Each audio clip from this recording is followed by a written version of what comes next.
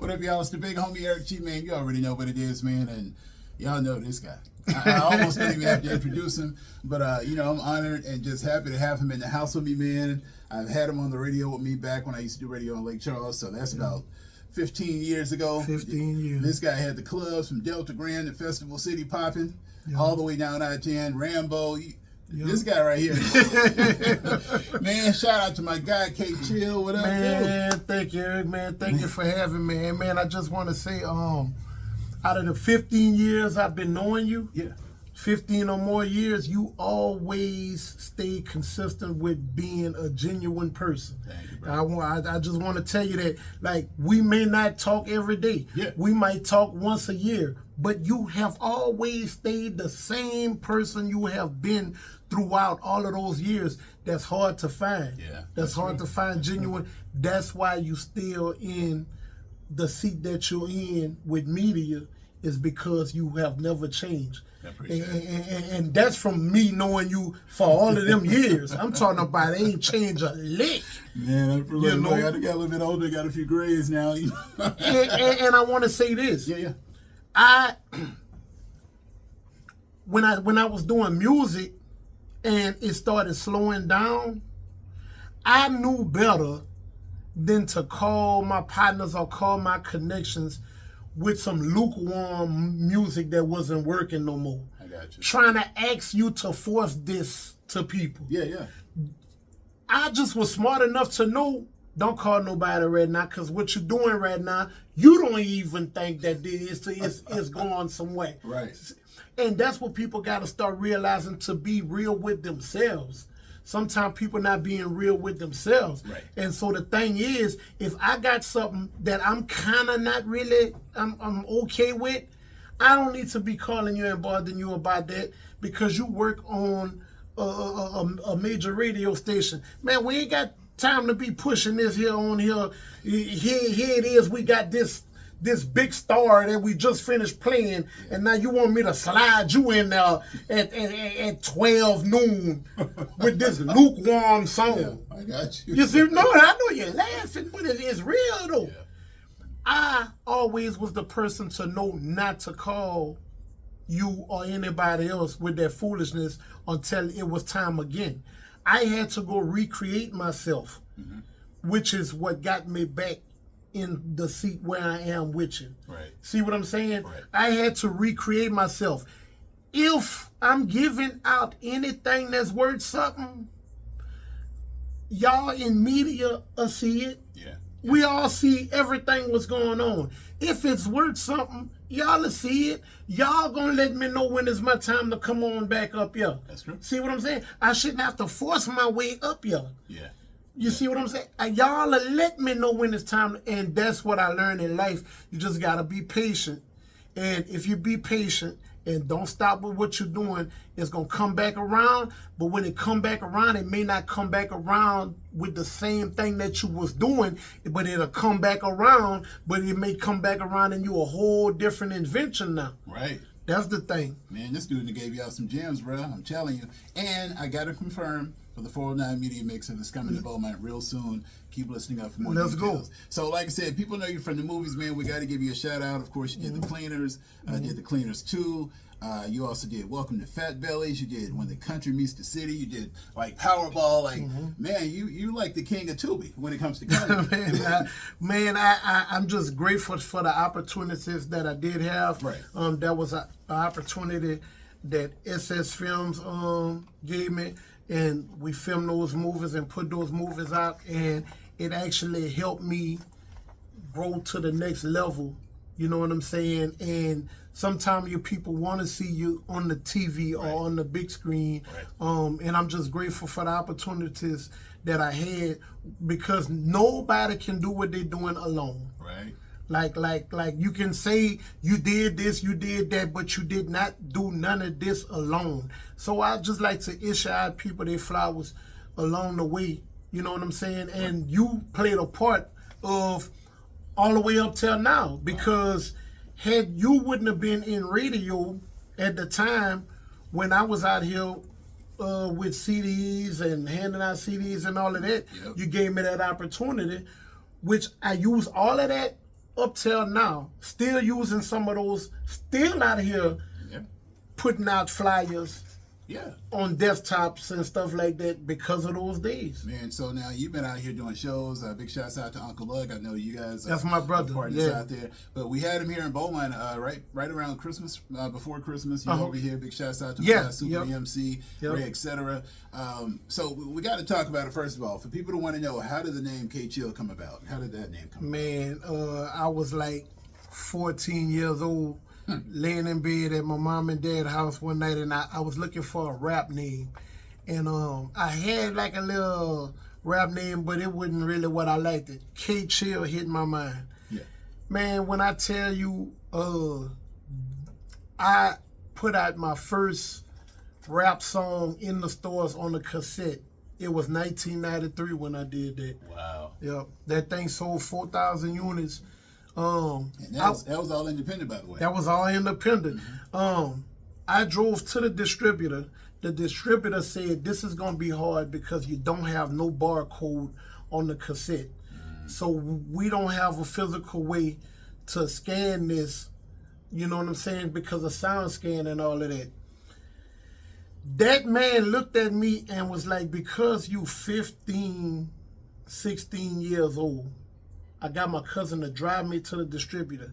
That man told me, he said, because you drove up here with these cassettes, they made me a barcode. Wow. They made me a barcode because they seen how serious I was about getting this music out there. They made me a barcode because you can't even get in the mall unless you had a barcode on the back of that. True. When I got to the mall, I had a barcode. Now, the mom and pops, you didn't have to have a barcode. But when I got to the mall, you had to have a barcode. Because I was so young and that serious about what I was doing, they gave me a barcode. Wow. Yeah. I mean, they saw something in you, and they invested in you themselves. Yep. So now, obviously, like I said, K-Chill had the clubs popping off. Rambo, Pop, you know what I'm saying? It was definitely one that was killing off in the club too. So, like, what was that moment? I know we talked about it a little bit early, but what was that moment where you said, you know, I love doing music, but it's not, you know, it's not hitting the bills like it used to, and not hitting the clubs like we used to be doing. Everybody gonna get their 15 minutes, their 15, 20 minutes. And it's what you do with them 15 or 20 minutes, because when you at your height, you don't think that that's ever gonna come down. Right. You think it's gonna be that like that forever. Yeah. So what happened was, when that start kind of slowing down, I wasn't upgrading my music to what else was, to what was going on at the moment. I was just staying stuck with the same sound. Right. And so now I'm realizing our sound is starting to sound dated. You see what I'm saying? Yeah. And I'm still giving the same rap flow. And it wasn't working no more. But I was real with myself. I was still record music, but somebody got to replace it. It's just how it is in life. So, okay, I stepped out of that and I went in the lawn service. And I bought a tractor and some lawnmowers, and I was out there doing that. And I would just record a song or two every now and then, maybe put it online. It wouldn't do too much or whatever. And then all of a sudden one night, mess around riding on the highway, and I made a video, but I wasn't joking on the video. It was my accent. When people heard that, the next day it went viral online. That's at Louisiana. And got me right here. Right. Man. So, like, what do you feel has been like the biggest challenge, man? You know, I mean, obviously, I think you still put the same hustle from the music to doing the comedy. But what was the hardest thing with that transition? Even though you did the video and it caught on, once you decided to take it to the stage, once you decided to keep doing the videos over and over. You know, the hardest transition for me, and people don't think that is a hard transition. And my fiance tell me that all of the time, like, stop practicing. You are what you are in real life. When we in the house, we laughing at you for no good reason. You listen, when somebody book me for a show, I'll practice. If somebody book me for a show next month, I'll practice 3 times a day, every day, for the next month to get prepared to do 20 to 30 minutes at that venue.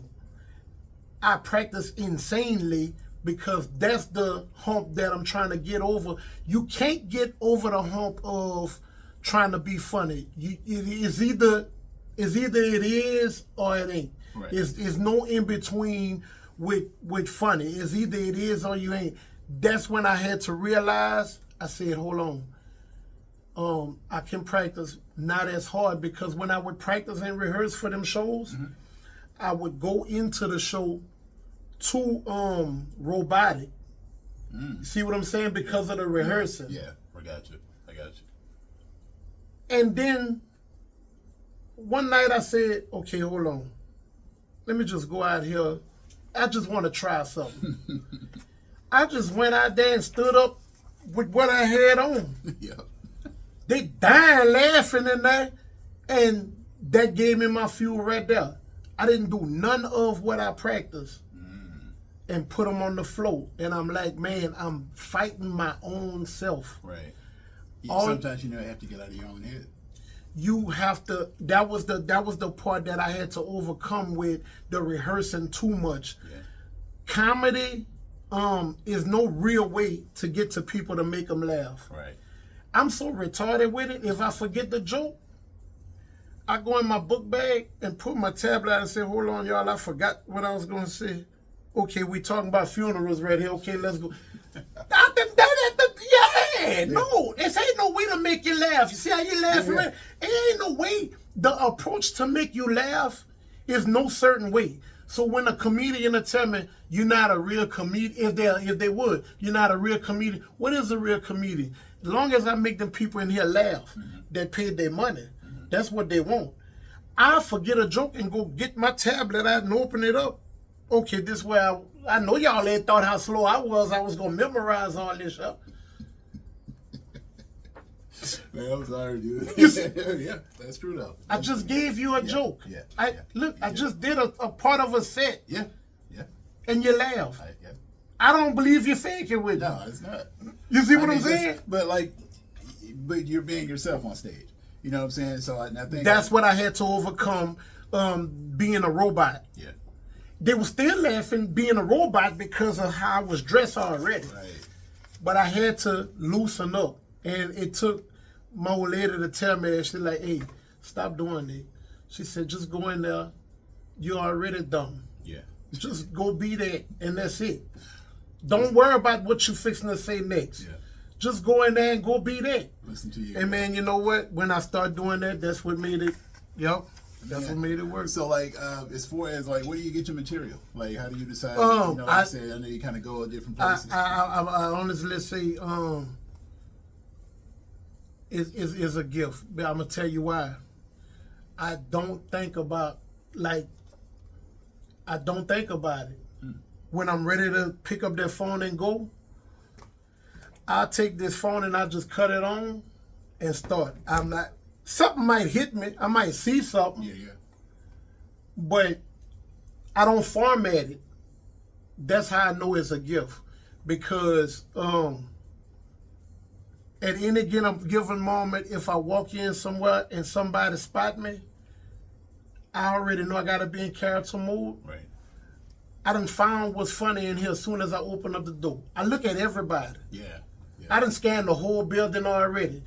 What you don't see is funny, I see it.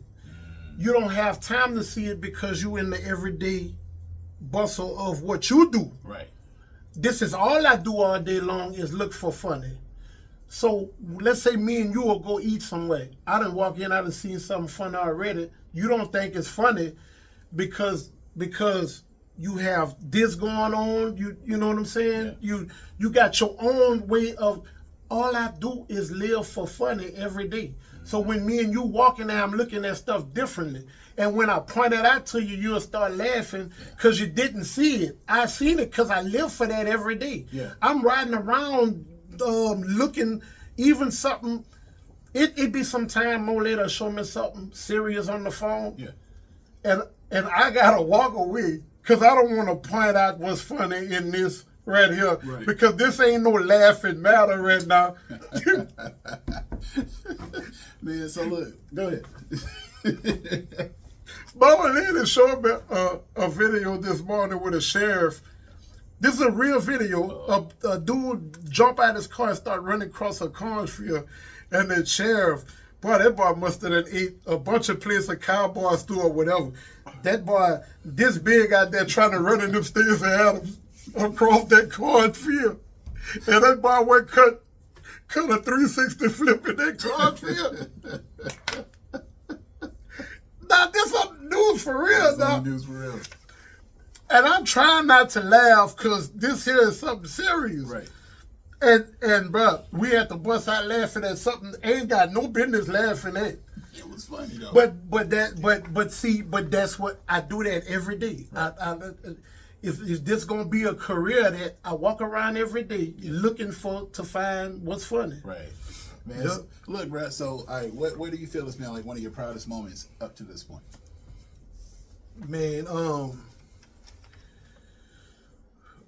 the embracement that everybody show me online is real. I can tell it's real because it done been people that met me and then got emotional grown men. Like they got some grown men that met me before, like just walking in Lowe's. One man say, "Man, you got me in here shaking right now. I never thought I would, meet you." Wow. One of the biggest accomplishments is people from other nationalities recognizing it. That's what do it for me, because I'm like, I walk in certain places where I know y'all ain't no way y'all know me in here. Yeah.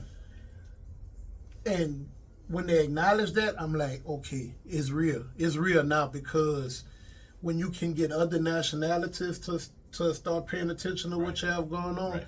that's when you know it's real. So that's one of the biggest accomplishments and blessings that I love right there. Man, we got K Chill live in the building, like I said, King of Tubi. Pretty much every comedy video, he even killed it. I got to ask you, because I think every comedian has had to deal with this at one time or another. How do you deal with kind of a hard crowd, where you feel like you're really having to kind of work overtime to really pull out those laughs? So I done been in situations where it done been a hard crowd because I was surprised booked there. So it is actually an elegant birthday party that I don't know that I'm fixing to go to. Okay. And hey y'all, we got K Chill. Yeah. And you got these grown folks in there with suits on and everything. And I wasn't seasoned like how I'm seasoned now. I was just raw. Yeah, yeah. And when I come out there and I seen that, I start going to work. So I see y'all sitting quiet.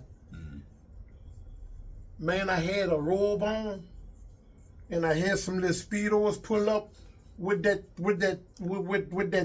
muscle shirt tucked in them Speedos, and I had them Speedos pull up way up to my chest. Yeah. And when I dropped that robe in there, they died in there. They died. I don't care what you're here for. Yeah. When I dropped this robe, so I learned the shock value of being in character. So if you don't laugh, it's coming. Right. I'm just starting you off with the jokes first. But what I got on under here, no, you retarded as me if you don't laugh. And that's why I use the characters. I dress in characters. Okay. It helps get through your set better. Because if I come out here looking like something crazy, you're already laughing. Yeah, that's true. If I come out here elegantly dressed, my joke better be funny. Better be real funny. So if I got a big headliner that I'm opening up for, I always show up to the venue dressed regular. He don't know that I got this outfit on under here. Because if he know I got this outfit on under here, it's going to be a problem for me on that show. Okay. Now, I know that when I drop this robe and I be in character and I done open for you, I know you're not inviting me back ever again. But that's all right. I got your people now. You got him. See what I'm saying? Right. That's what's gonna happen now. I done been backstage with comedians that thought I was going on stage dressed like this. Mm-hmm. When they say, okay, K-Chill, we ready for you. More lady be right there, and I start pulling this off, and I get down to them drawers, them bars be back there looking at me like, boy, what this boy doing? Because you see, you got to come behind me. Right. I ain't gonna say no, because it's something that most people won't compromise themselves on an open stage like that to make people laugh. That's true. Because they still have pride. I'm 50 years old. I'm half of 100. I ain't got no more pride. I'd walk out there naked if I had to. No, I'm that. No, see what I'm saying? Yeah. My pride, I didn't live life. I done what I had to do. So I ain't got no pride when I walk out here at 50 years old. All I need is for the people under my roof at the house to love me. So I don't care how I walk out here. Mm-hmm. And that's what helped me get through the door quicker, because I know there's some people not going to compromise themselves and go that far on a comedy show. I love it. You see what I'm saying? I might have said too much, but I do it so much now to where if anybody else pull it, everybody know where you got it from. Yeah. They know where you got it from. Man, we got K-Chill hanging out with the big homie. You already know what it is, man. If you could offer some words of wisdom to somebody, maybe they want to take that step into comedy. Maybe they want to get into acting. Maybe they want to do music. Like, what's something that you would tell them, like, that helped you kind of get to this point, and to even if the door was shut in front of you, you still got through that door? You're going to have to stay consistent, but most of all, you got to get up in the morning and say them prayers. Mm-hmm. Hey, this the part that I ain't talked about yet.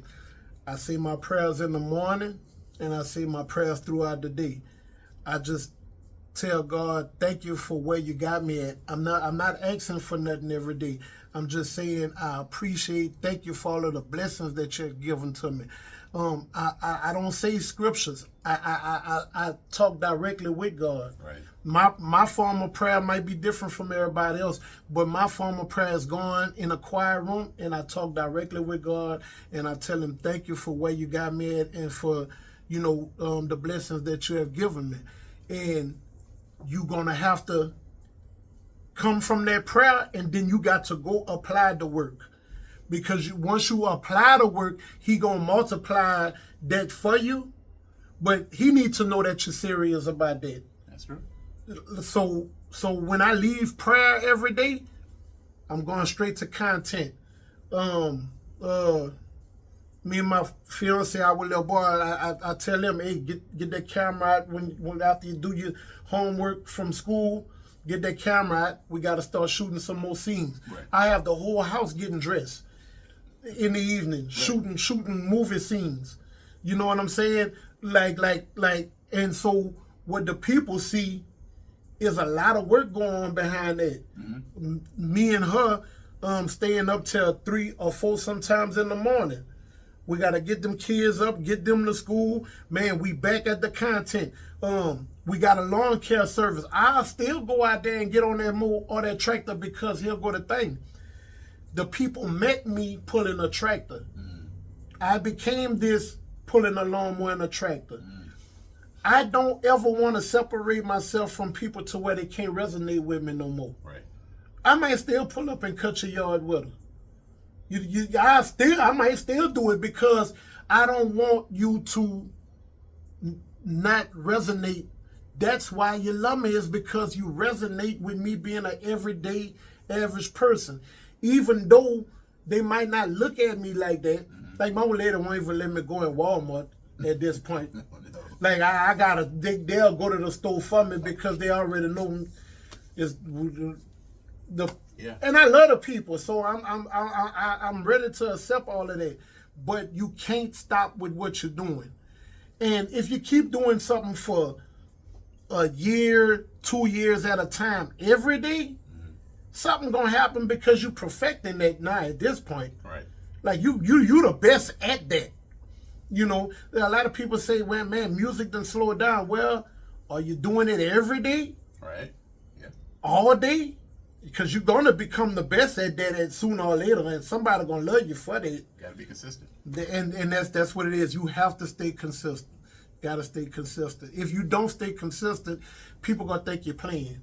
That's the only way you can get people to buy merchandise from you. You want to start a clothing line, but then here it is, you show something and then you don't show something else till 3 months down the line, and then now you get mad because people not supporting you. You have to keep that posted in their face every day. And now we have Chat GPT. Mm-hmm. Buy your heat press, buy everything. Chat GPT gonna design it for you. You being too lazy. You can create your ideas. Chat GPT is your brain now. You ain't even gotta think.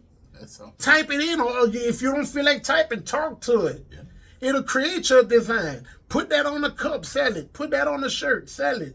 You know what I'm saying? But nobody looking at the business side of social media and stuff like that no more. Yeah, and that's what a lot of folks don't understand, man. You do your shows and things of that nature, but there's so much that goes behind the scenes. So big shouts out to your fiance and your kids for keeping you grounded and helping you reach your dreams, man. This dude has shared a lot of information, man. Make sure y'all support the homie K Chill. Like I said, he's all over Facebook and everywhere. But for those that might be just tapping into me for the first time and haven't had a chance to follow you, man, how can they find you? Man, y'all can find me anywhere y'all see this old bald head at.